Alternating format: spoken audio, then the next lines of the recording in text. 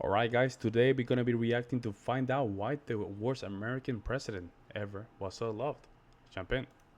Few clips of the President of the United States delivering his State of the Union address earlier this year. Clip number one. Higher education can't be a luxury.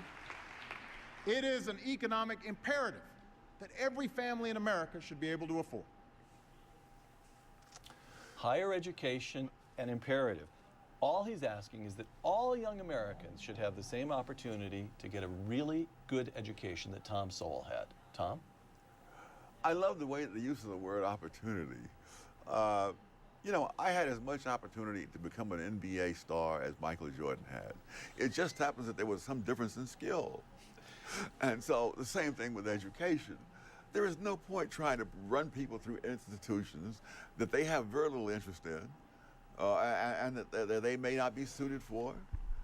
In fact, I would argue that one of the problems of American education is you have a lot of people in college who have no interest in what a college is supposed to be, nor is there any reason why they should. And so So you water down the education of the people who are there to get an education because of the people who are not there for that purpose and who are, and who you're trying to appease in some way. And is the impulse that we just saw of Barack Obama and his supporters to constantly, more and more people run them through college, Yes. through college, and that's what? That's to enhance the standing of intellectuals in society, to teach more and more Americans to defer to intellectuals? Is that part of what's going on? It's to win votes, frankly. All right. Straightforward as that. President Obama once again. I will not cede the wind or solar or battery industry to China or Germany because we refuse to make the same commitment here. We've subsidized oil companies for a century. That's long enough.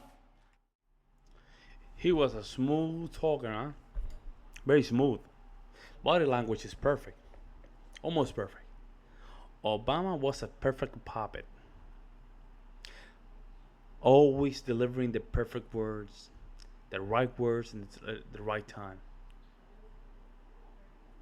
And a perfect ghost, because you believe that he exists, right? But at the same time, you don't believe whether he exists or he's real or not. It's weird. Enough. This is pre-Solyndra, of course. Pre-Solyndra. Tom? You know, this notion of picking out something and calling it a good thing, like education or affordable housing or whatever it might be, everything is a matter of trade-off. What did the band say there? That he will not cede wind or solar or the battery industry to China or Germany because we refuse to make the same commitment. It's amazing that here is a man talking about 5 different industries, in none of which he has the slightest experience. But because he has these degrees from the places you mentioned, he thinks, and people have told him how clever he is, he now thinks that he can do this. So can you no human being on this planet could do this. Can you explain, Tom, the particular appeal to intellectuals of the kind you describe here, of the green movement, of the environmental movement? Yeah, I want to hear that. It shows them again in the role they relish. They're the wise and noble, forcing the rest of us poor dummies to do what's right, even though we don't want to. So it's what your old friend Karl Marx would have described as the will to power. Yes. Oh, wow. All right. You don't want to cut them a little slack. You're just saying it's ego and pride and vanity. Yes. Crazy because he was right. Thomas Sowell was right. When you see the Obamas, when you see them out in the sphere, what you see just vanity, ego, pride. They think they're above the rest. They're the victim of the world, but they have multiple mansions over 8 figures. They're so victimized by the Europeans here in the United States, but then they're ahead of the game. At the same time, nobody ever questioned their origins. Crazy. All right. Once again, the President of the United States. Tax reform should follow the Buffett rule. If you make more than $1 million a year, you should not pay less than 30% in taxes. And my Republican friend Tom Coburn is right. Washington should stop subsidizing millionaires. In fact, if you're earning $1 million a year, you shouldn't get special tax subsidies or deductions. On the other hand, if you make under $250,000 a year, like 98% of American families, your taxes shouldn't go up. I love it. What the hell he said that? Tom? When people keep their own money, that's called subsidizing them. I love it. You know, that's the brilliance of intellectuals, that they can use words in such a malleable way that they can. I mean, Obama has an absolute talent for saying things that make no sense. No sense. But not It only makes no sound sense. plausible, but inspiring. You know, we're subsidizing the oil companies when they deduct the cost of doing business in order to arrive at the figure of how much net income they have. Everybody does that. Right. So this notion, though, that if you're rich, you ought to pay more. Straightforward enough, no? It is straightforward, but it's also straightforward nonsense. Why is that? People don't. They often speak of people who are rich as people who happen to have money. Right. Extremely few people happen to have money. There aren't that many Rockefellers. Well, No, they're not only that. It's less than 1%. It's one out. Let me just be conservative. It's like 5%. Because even in today's economy, if you make $100,000, you're not making a lot of money, folks. I'm telling you, you're not making a lot of money. So even Obama putting under the rich, the fact that some folks are making $250,000 is ridiculous. but Rockefeller didn't happen to have money. But his heirs happen to have it. His heirs happen to have money. So you're drawing Rockefeller reduced the cost of oil to a fraction of what it had been before him, Right. benefiting millions of people across the country. Therefore, they bought their oil from Rockefeller rather than from people who had more expensive ways of producing oil. For example, one of them being the use of tank cars on the railroads.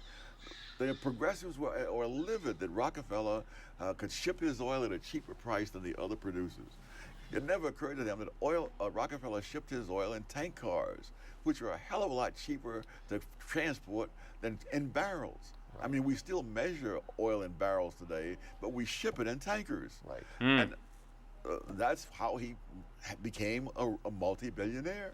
So we know from the study of economic history that wealthy people get wealthy by creating jobs, lowering prices of Yes. of products. Rather than Bill Gates, the richest man in America, one of the richest men in the world, invented an entire industry that Yes. simply didn't. All right, we know all that, and we also know, as we mentioned earlier, that cutting taxes worked to spur economic growth in the 20s. Again, under John Kennedy in the 60s. Actually, it was Johnson who ended up. Most of the tax cuts took place. Why can we not simply make a law that make these tax cuts, permanent? Like, damn, bro. Like, there's some places in the United States you're paying 35 or even 40% in taxes. Like, it's too much, man. It's too much. I don't know how we can do that, but at the same time, we have to be very diligent with these things. Let's call it under the 60s, and then again in Ronald Reagan in 1980s. And then George W. Bush. And George W. Bush. So how is it that he can stand there in the face of this overwhelming evidence and be taken seriously? I'm not asking now about Barack Obama as an intellectual. I'm asking about the people listening to him. That's the question of the hour. You have people who don't stop and think. You've had dumbed-down education. You've had propagandistic education, and people. What he's saying connects with all those kinds of things. All right. In fact, it goes the other way too. I was just doing some research on Okay, here we Detroit go. and its decline. Here we go. And they kept raising the city income tax, and every time they raised the tax rate, the tax revenues went down. It's true. in It 2000 always true. A lot of these government, even local government, they think that by raising taxes they're gonna increase revenue. It's not like that. Because people tend to just, hold their wallet. So the more expensive things are, the less they're spent out. 2008, Charles Gibson put this to Obama when he was a candidate. He said, "Why are you for raising the tax rate on the rich? Because you often get more revenue at lower tax rates than at the higher tax rates. And he said, well, it's a question of social justice. In other words, he doesn't really care about whether the government raises more revenues. If he can get people mad at the rich and they vote for him, then then it's a success. Just as Coleman Young's policies in Detroit were a great political success for him. It ruined Detroit, but it didn't. I just have you and I happen to be reading on a similar subject. From 1950 to the present, two things happened. One was that the population of the United States of America roughly doubled, and the other was that the population of Detroit fell by roughly half. Yes. Unbelievable. All right. You write in Intellectuals in Society about the intellectuals' view of diplomacy and military affairs. One last clip of the President of the United States. Thank heaven I'm sitting down. Look at Iran. Okay, here we go. Through the power of our diplomacy, a world that was once divided about how to deal with Iran's nuclear program now stands as one. The regime is more isolated than ever before. You're getting Its triggered. leaders are faced with crippling sanctions. And as long as they shirk their Right here. responsibilities, this pressure will not relent. Tom, will you sleep better tonight having heard that? I may take a sleeping pill so I can forget it. This man has diddled with Iran to the point where the military people are saying, you know, even if we decide to go in and bomb that place, they're so dispersed, so far underground, it's by no means clear that we can do it. The time when he was going through all this wonderful diplomacy he talks about was precisely the time when those things were put underground and dispersed. It's like when Hitler was arming, you know, that as Churchill said, at one point, a memorandum could have stopped Hitler.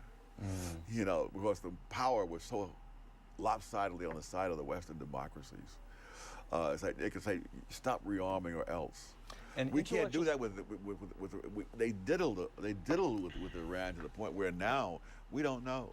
Now, but there's something interesting about, to me, whereas with social policy, intellectuals tend to go for the policies Another that give them result. greater power.